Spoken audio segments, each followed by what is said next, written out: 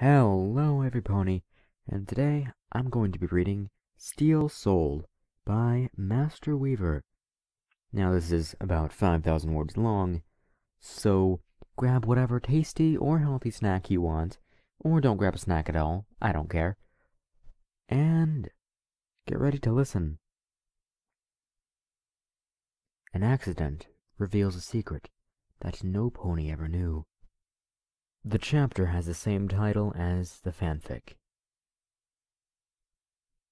It all began so simply, so stupidly, that, looking back, Rarity wondered why she hadn't noticed the state of the shelving. "Sweetie Belle, I already told you that I'd make you the fashionista shuddered, "a pirate costume for your play. You don't need to ask again." She glanced at her little sister, who was giving her the largest pair of puppy dog eyes she could manage. "I'm just working on some projects for a very important pony in Canterlot. I'll be able to do your costume tomorrow, all right?" "But Miss Cheerilee said we're doing a dress rehearsal this weekend." "And I'll have it ready for you by this weekend. Don't worry. Tomorrow's Wednesday. It's not the end of the world." Opening up a window, the ivory unicorn telekinetically pulled over the form she was working on, checking the light patterns through the skirt. Needs another petticoat. Tell you what, why don't you select what shade of red you want for the outer coat of your costume? I've been trying to decide, but I get bogged down in details." The small unicorn grinned happily, glad to be of help to her sister, and rushed over to the bolts of cloth near the sewing machine. After a few moments of careful consideration, she pointed. "That one." Rarity glanced over and gave a startled gasp. "That one? That... Sweetie Belle, that's positively garish. I only keep it around because it's thick enough to serve as a foundation for some of my heavier dresses." "Exactly. This is a pirate. He wants to look ugly so he scares every pony." Sweetie Belle smirked as she brought down her hoof. The logic was impeccable. "Well, I suppose that makes sense." Rarity walked over, examining the offensive color. "And, truth be told, it's a very practical cloth. I can easily imagine a ruffian who cares nothing for her looks keeping something made of this around for decades." She could, really. She had nightmares about it. "Very well. I'll set this aside for tomorrow." The fashionista tugged at it with her magic, surprised to find that it had a very tight grip on the shelves around it, but eventually managed to wrench it free. "There we go. Rarity, look out!" Time seemed to slow as the ivory unicorn followed her sister's hoof to the shelves, seeing them tilt with a far too quiet groan. Acting on instinct, she leapt forward, trying to avoid the heavy object's path of descent. She could see, out of the corner of her eye, the bolts starting to slide out of their cubicles in submission to gravity's call. She managed to get out of the way, turning back to watch the final landing, and her eyes widened in horror when she realized the shadow of the shelving was falling over her sister's outstretched hoof. And then time resumed, with a metallic scrape. The shrill scream would forever haunt her, the moment marking not only her sister's pain, but the revelation of a truth she hadn't even known existed. "It hurts! It hurts! It hurts!" Tears of pain and fear rolled down Sweetie Belle's cheeks as she struggled to free herself. I know. Rarity forced herself to calm down, trying to ignore the liquid pooling around the shelf. "Listen, I won't be able to pick this up for long, so the minute I do, you're going to have to pull your hoof out from there, okay?" Okay." With a whimper, Sweetie Belle nodded. I'll try." "All right. On 3." Rarity lowered her horn at the object that had dared to harm her sister, mentally swearing to throw it to the dumpster as soon as she could. 1, 2, 3. She wrapped the whole thing in a blue glow, lifting it just enough for her sister to retract her foreleg. As soon as she was sure that she could, she dropped the shelf with a gasp. Yes, she could handle multiple objects, but sheer weight always proved problematic. "All right. Now let me see that hoof. Rarity turned around, preparing herself for the worst. We're going to need to go to the hospital. Her voice trailed off. Skin torn away by the impact revealed something that was not muscle, not bone. Gray pistons and purple pivots hung limply, wires slinking along their length like veins. Sweetie Belle was staring at her hoof in horror, trying desperately to comprehend what she had saw, as tears of agony and terror merged their paths down her already wet cheeks. Rarity stepped forward, hesitantly placing a hoof on a small red stain under one of the hydraulics. Their faces turned slowly. Green eyes, filled with confusion and panic, met sapphire eyes, swelling in shock and pity. Rarity breathed in. I'm going to get Twilight. Don't leave, Sweetie Belle begged. I don't know what's going on. Please don't leave me alone. And Rarity broke and pulled her sister into a hug, ignoring the strange appendage she had. Oh, no. Of course not. We'll handle this together, okay? I will never leave you. She stroked the mane of the younger unicorn gently. No matter what happens, you're still my little sister.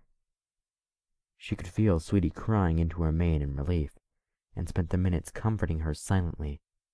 Of course, she could never leave. Never again. But what if she isn't your sister? Whispered a part of her. What if this is all a lie? She ignored it. After the tears had passed, Rarity had suggested they head out together for the library, but Sweetie had turned that offer down flat out, looking at the appendage in shame.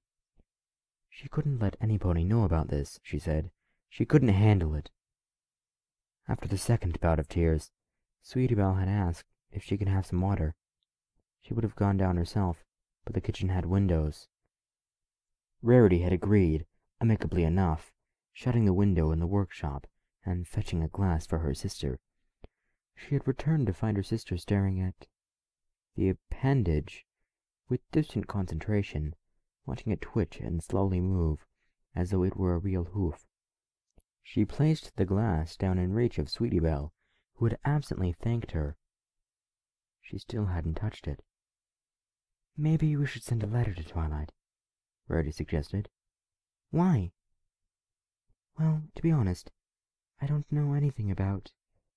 The ivory unicorn cringed, realizing what she was about to say, and finding she didn't have an appropriate alternative. I don't know anything about, robotics. Sweetie Belle's head shot up. I'm not a robot.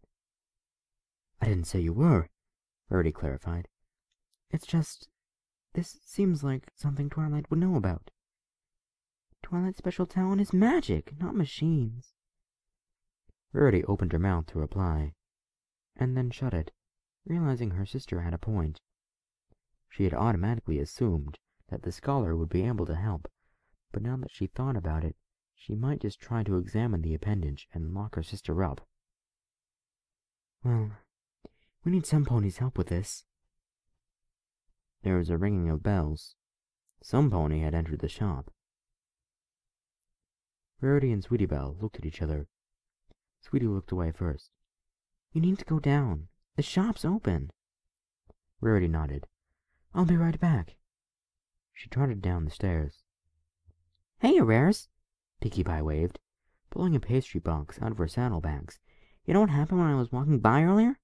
My knee got super pinchy, like I couldn't even walk. So I thought something scary was happening here, but just as soon as it started, it was over, so I was wondering if I should come in, but then I heard Sweetie Belle scream, and I realized whatever it was happening to her, so I rushed over to Sugar Cube Corner, and I opened my stash of emergency cupcakes, and I gathered the best ones I could think of, and packed them up for her. She bounded up the stairs. What happened, anyway? No, wait! Rarity rushed after her. Pinkie, don't go up there! She couldn't move fast enough, though. The party pony was already in the room with Sweetie Belle. Oh, wow! That looks like it hurts. Ignoring the shocked look the unicorns were giving her, Pinkie rushed over to the foal and put the cupcake box down. Why don't you have some of those while Auntie Pinky looks us over? Wait, Sweetie Belle gave her a confused look. You know about this stuff? Oh, yeah, like a lot. Taking the metal appendage in her hooves, the baker began examining it while idly rambling on. I've been trying like forever to make a party robot to help me when there aren't enough Pinkies to handle a party. But it just hasn't worked out because I can't get a party program into the head.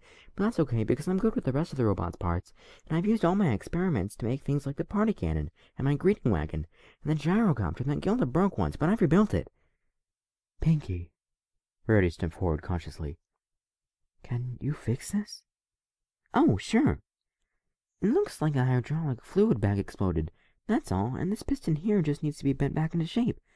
But that'll need a bit of hammering. I can go get my tools lickety-split. Oh, but I think I need to sew a new outer covering for her leg, Rares. I don't know how to do that. In the meantime, you can just eat your cupcakes. Can you not tell anybody about this? Rarity glanced at Sweetie Belle. She's just... This is a shock for us. Wait. The baker turned around suspiciously. You didn't know she was a robot? I'm not a robot! Sweetie stamped her metal hoof down. Ow! I'm not! I'm a normal filly. Oh wow. I thought you all knew. Pinky covered her mouth. I mean, I was the only pony that ever heard the squeaking of your pistons, so I thought you were keeping it secret. I am not a robot! Sweetie Belle was crying again.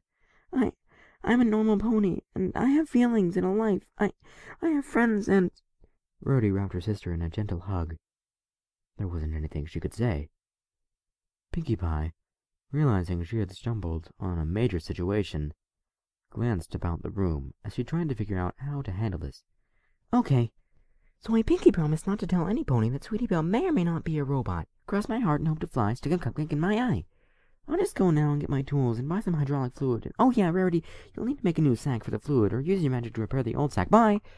She rushed out of the room. The banker returned with her tools to find not much had changed. Sweetie Belle was no longer crying, but there was still a distant look in her eyes as Rarity gently rocked her back and forth. She sighed, putting the small sack on her back down. Okay, Sweetie Belle, somebody has to say it. You are, and you always have been, a robot. Rarity's eyes shot up in a glare, but Pinky held up a hoof. And that doesn't change anything. Just because you're a robot doesn't mean you're any less of a pony. You have friends, you have feelings, you have a life. You have a big sister that absolutely cares about you. I mean, does any pony treat Spike any different because he's a dragon? No, Sweetie whimpered. Not unless it matters. Right. So stop all that mopey-dopey nonsense and let me fix you up. The party pony grinned, tapping her belt.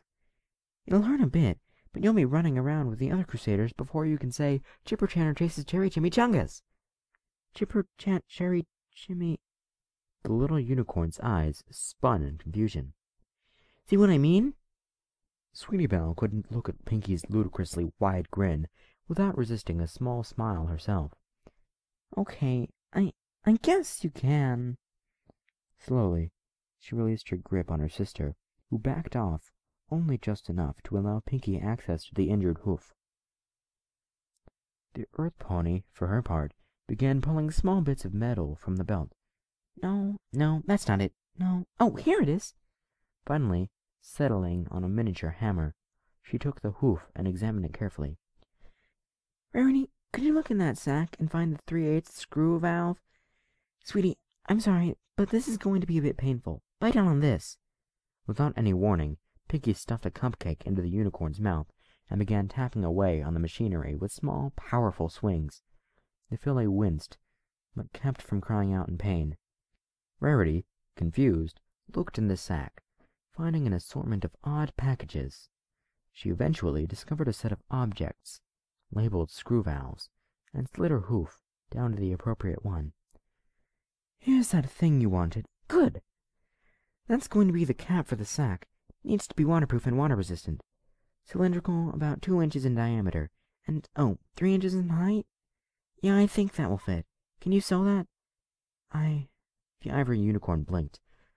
My materials are under that shelf, but I think I could use the bath curtains. Well, then go do it, silly filly. After staring at the baker for a moment, Rarity headed into the bathroom and tore a portion of her bath curtains off.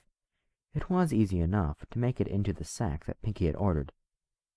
"This is going into my sister's leg," she didn't think.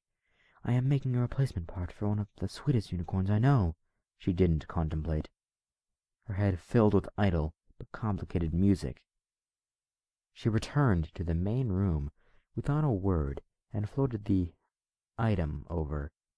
She did see Pinkie pouring something into it, then screwing it into the pistons and sliding it into a set of braces. She did hear Pinkie tell her she was all done, and that it'd be really, really important to sew up a new covering for Sweetie's leg. She did free up enough of her thoughts to form a blueprint. As Pinkie lifted the shelves back into place, she did let her eyes determine what kind of fabric, what shade of color. She did let her horn sew the new hoof together. She just never registered it. "I'll have to keep her from breaking if this ever happens again." Idle music, lovely tunes. Sweetie Belle was asking her something. She tilted her head, not comprehending. Pinkie Pie pulled Sweetie away. Blue eyes locked onto sapphire ones. With a screech, the music stopped.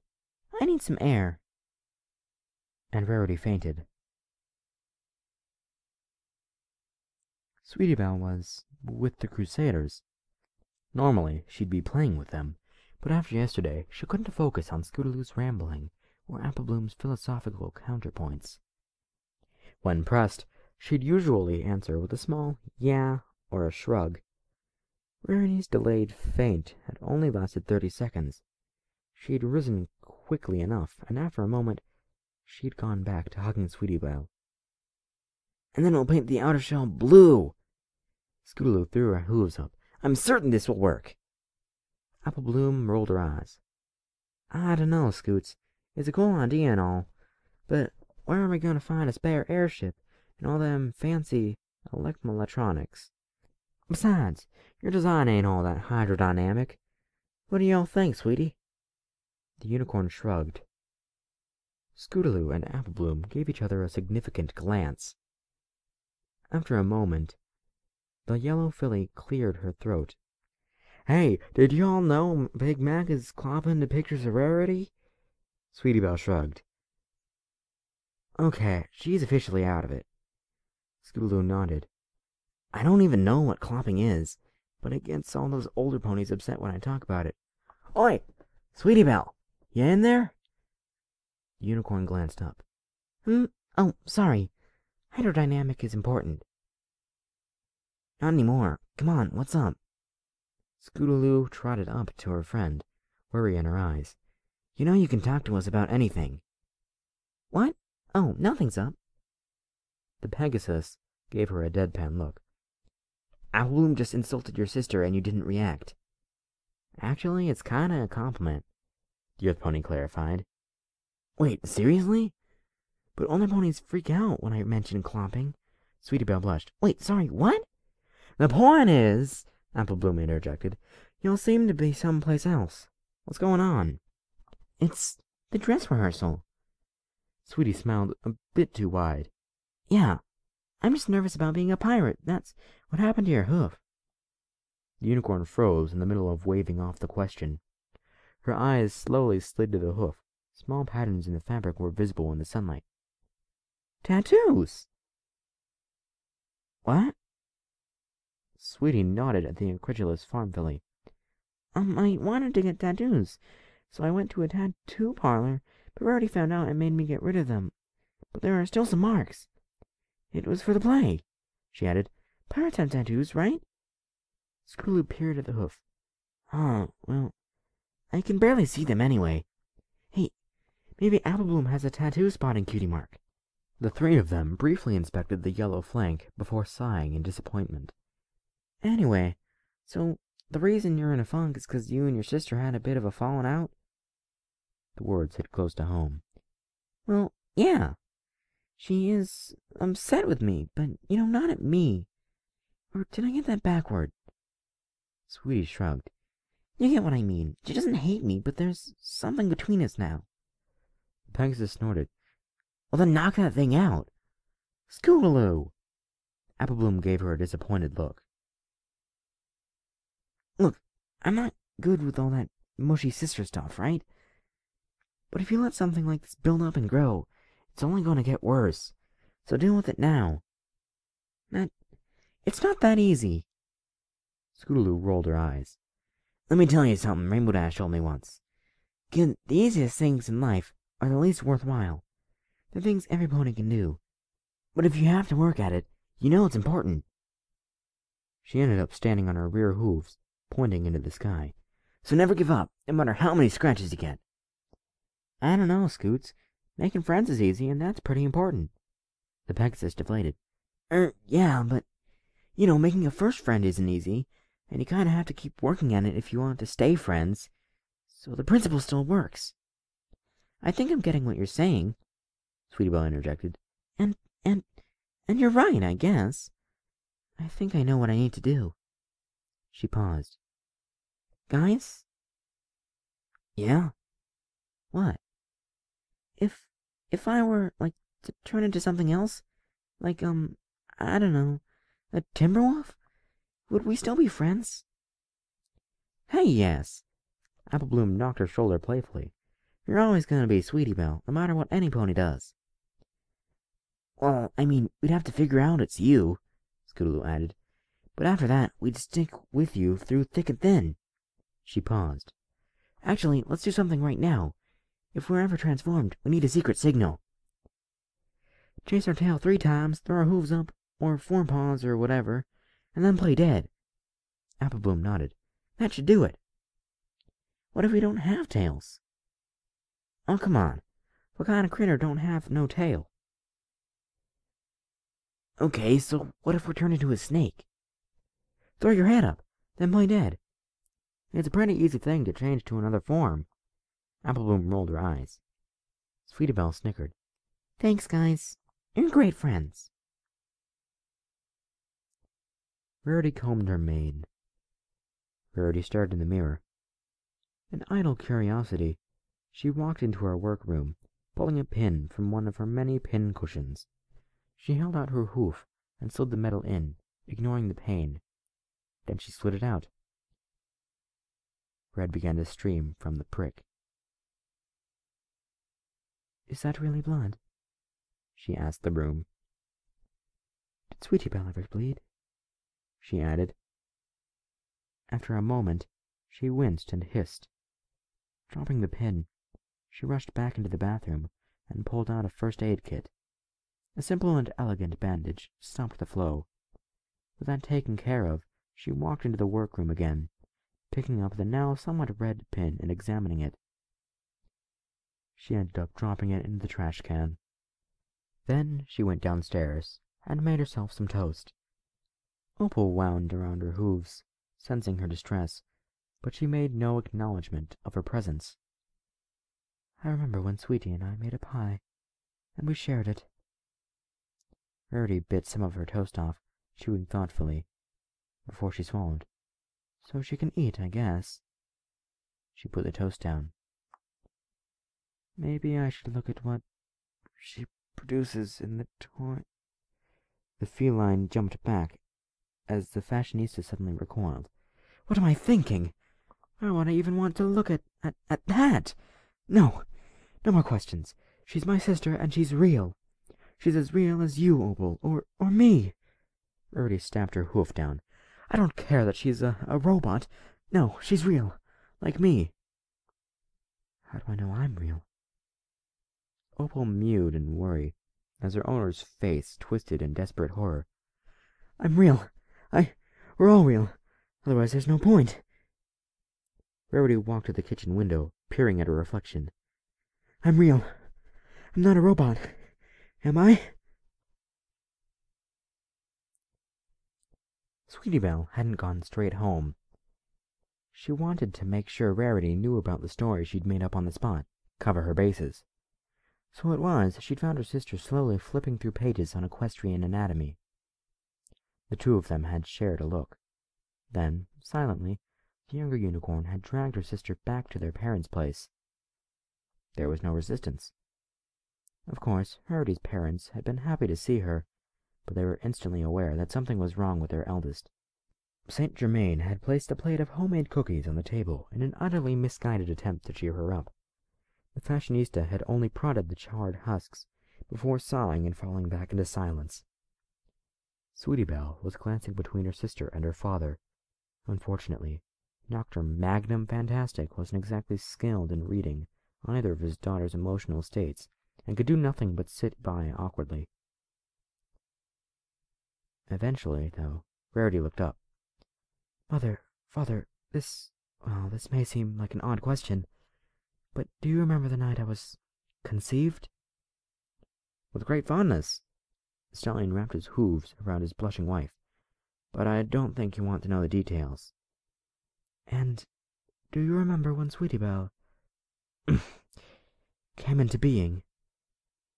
At this, the couple dropped their smile. They glanced at their younger daughter, who was looking at them with a sad but stern look. Eventually, their mother lowered her head. How did you find out? Rarity blinked. Blood. Yes, it was a bit of an accident, and I took Sweetie Belle to the hospital. She was panicking, the younger unicorn added. It wasn't that serious. Yes, and while they were there, they did a blood test, and it turns out she has a condition, not dangerous, Rarity quickly clarified, but genetic. She has it, and I don't. And we put 2 and 2 together, and... Sweetie Belle shrugged. Yeah, so... Their father, whose eyes had darted from one to the other during the whole conversation, let out a long, deep breath. I knew this day would come, but... To be honest, we found Sweetie Belle in a dumpster. It was while you were away, dear, Germain added. You know, in that year-long fashion school. The poor filly was traumatized, Magnum continued. Couldn't walk, couldn't talk, like an infant. But you learned quickly, Sweetie Belle. After we told the police where we found you, we just, had to take you in. And when Rarity came back and assumed you were ours by blood, you were both so young, I just didn't have the heart to tell you otherwise. Pink Unicorn smiled gently. I remember that, Birdie commented. I was so upset you hadn't told me I had a new baby sister. Sweetie Belle examined her hoof. Did they ever find how I got there? No. Magnum stood up and walked over to them. But whoever threw you away, they're not your family. They don't deserve to be after letting such a precious thing go to waste. Family isn't about blood, dears, Germain joined him. It's about who loves you. It's about who will care for you, who will always be there. It doesn't matter that only one of you spent time in my belly. Both of you are my daughters, and your sisters through and through. Together, their parents wrapped their children in a powerful hug. It was the next day. It was a day before the dress rehearsal, and Rarity had delivered. Sweetie Belle looked at the costume. It was everything she'd expected it to be, and more. She had noticed, of course, that the shelves had been replaced, but that wasn't really important. It's runkish and vulgar, she nodded. Yeah, I'll make a mean pirate in this. Thanks. Of course, darling. Anything for family. Rarity looked upon the abomination and shuddered. Just do me a favor and never mention where you got it. What? At a local thrift shop? What's wrong with that? Oh, I told you not to purchase the thing. The two of them giggled. Then Sweetie Belle sighed. You know, I just realized I'm never going to get my cutie mark. Rarity gave her a sympathetic look. Heck, I might never be bigger than a foal. Sweetie plucked a hair out of her mane. I don't think I've ever had a mane cut, now that I think about it. I mean, there was that time Opal clawed part of it off, but I just rearranged. A white hoof cut her off. Now, you listen to me, young filly. We have Pinkie Pie, who can probably do something to make you bigger, and you have me.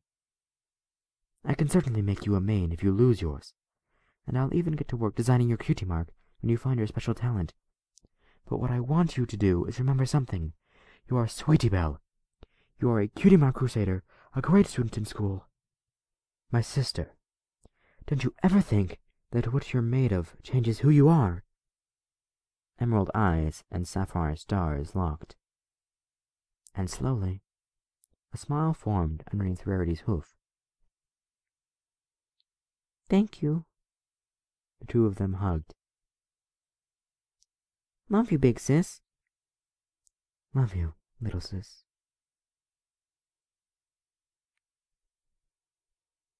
I loved this story. It was really well done. I really liked one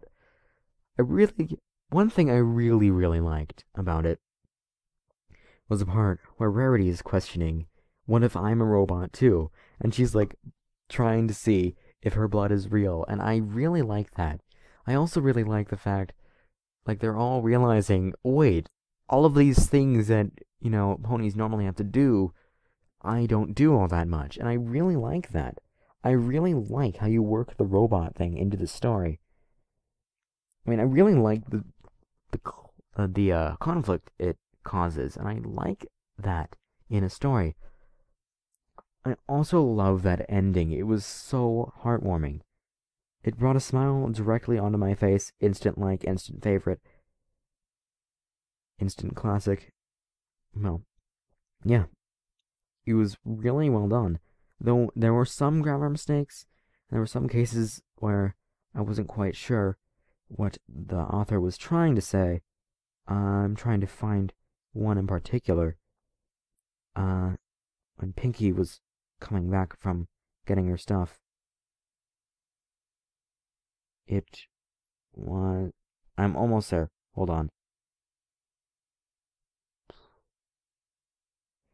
Yeah, she sighed, putting the small sack on her back down. That could be handled with a bit more care. There are multiple meetings I could have. I suggest going for one of them, clarifying a bit more. She sighed, putting the small sack she was carrying on her back down on the ground, or something like that. It would be a lot better, than just what you have. But it's a small complaint. A few grammar mistakes and a few confusing sentences doesn't tear down this fic at all. It really doesn't make it bad. I really enjoyed every scene of this, and I apologize for my bad voices for their parents, for Sweetie Belle's and Rarity's parents.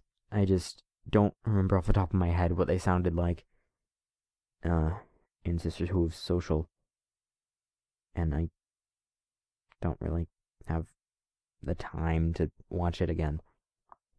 But yeah, I really enjoyed this. It was well constructed and well written. They never really felt out of character. I really liked it.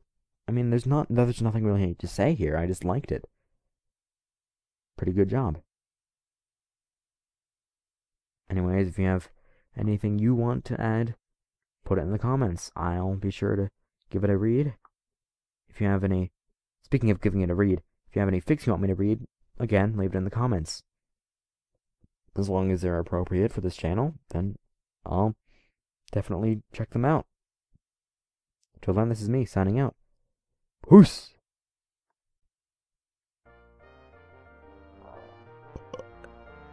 Ugh. I keep burping in these readings for some reason. Sweetie Belle, I already told you that I'd make you a... The fashionista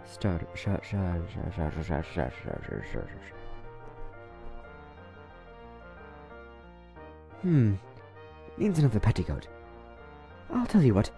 Why don't you select the shade of red you want for your outer coat? Nope. Needs another petticoat. Tell you what. Why don't you select what shade of red you want for the outer coat of your costume? I've been trying to decide, but I get bogged down in details. The smaller unicorn... Who's using the bathroom at 2:11? That one? But... Sweetie Belle, that's positively garish. That's not how it's pronounced, is it? I don't even know. Why did I say garish? It's clearly garish. It's Garish. It's like a rule of English. There's one consonant. It's the long vowel. Not the non-long vowel. Yeah, so it's garish. I just checked.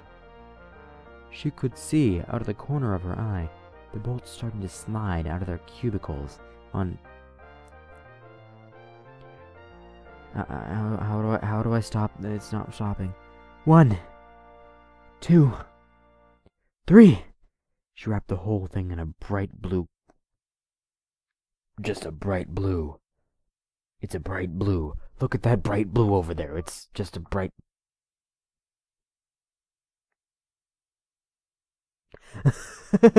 I have Google Chrome opened, and it totally just searched something because I was talking into the microphone. That's actually really funny. Gray pistons and purple pivots hung limply, wires slinking around. Rarity had agreed. Rarity had agreed. She placed the glass down in reach of Sweetie Belle, who had absently slanked. Sweetie's Belle's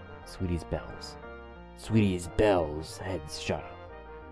I've been trying like forever to make a party robot to help me when there weren't.